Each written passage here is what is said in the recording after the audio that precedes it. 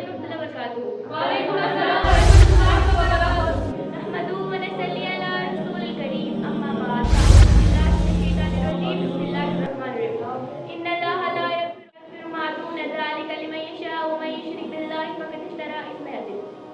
अल्लाहुम्मा सल्लि अला मुहम्मदिन व अला आलि मुहम्मदिन कमा सल्लैता अला इब्राहीम व अला आलि इब्राहीम इन्नका हमीदुम मजीद।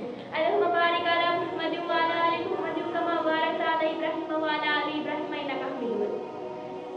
मुहतरम मकाम वाजिबुल एहतराम, मैंने आप लोगों के सामने सूरह निसा सूरह नंबर 4 आयत नंबर 48 पढ़ी। इस मुनासिबत से मेरी तकरीर का उन्वान है शिरक।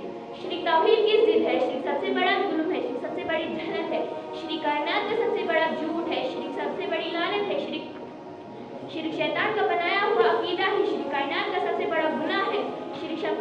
शिरक करने वाला अल्लाह तबारक व तआला को सबसे ज़्यादा तकलीफ देता है।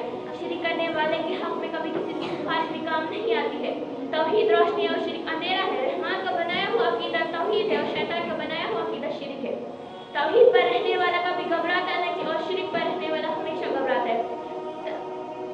तौहीद पर रहने वाला सिर्फ अल्लाह तबारक व तआला को मानता है, शिरक पर रहने वाला